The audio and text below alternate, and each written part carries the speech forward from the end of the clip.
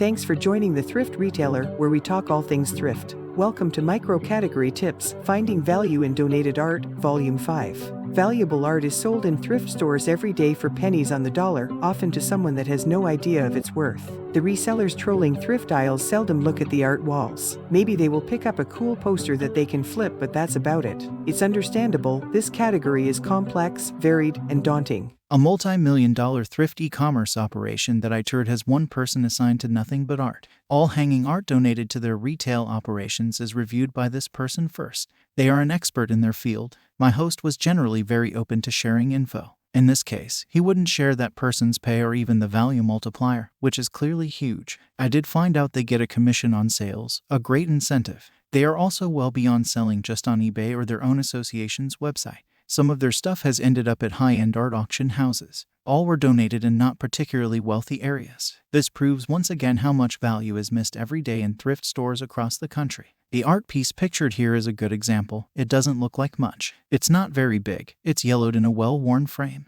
I ran across it at a Goodwill thrift store on the East Coast in a bin of small pictures and picture frames for $3.99. I wasn't even shopping for art. Being from Kansas City, I recognized the Thomas Hart Benton in Abundance style, and it looked old enough to be from his era. It turned out to be a limited edition print by one of his students. It sold for over $200 on eBay. Here is the challenge for thrift store operators. Few can afford to hire someone like the operation I visited.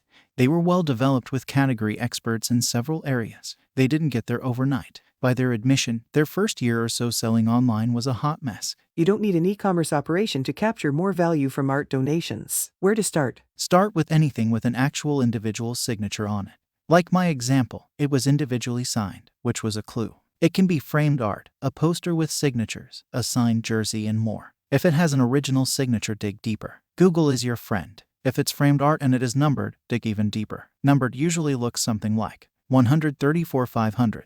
That means 500 were made, often lithographs. And this piece is the 134th printed and signed by the artist. There are also proofs and other versions that should be researched as well. There can also be unsigned copies of limited edition art out in the world in any quantity that is mass-produced. Think Terry Redlin. He puts his work on about anything that will accept ink. Good for him. I am sure it has made him famously wealthy. Not all signatures have financial value. We have an original oil of a barn scene hanging in our kitchen by an uncle of my wife. It's a nice hobbyist's work, but its value is that it's by a family member. Quite a bit of amateur art goes through thrift stores, which can be sellable at thrift store prices. The thing about art is that beauty is in the eye of the beholder. I have watched many an episode of Antiques Roadshow and thought I wouldn't give $1 at a garage sale for something worth hundreds or thousands of dollars. Actually, value is in the eye of the beholder. It's about separating the wheat from the chaff. Some tips on canvas original art. Good frames often surround valuable paintings. Hand-carved and or gilded are a couple of big flags. Frames can be worth hundreds of dollars themselves. Some quick telltales. On the back, how dark is the canvas? Newer is normally lighter. Is it on a Hobby Lobby stretcher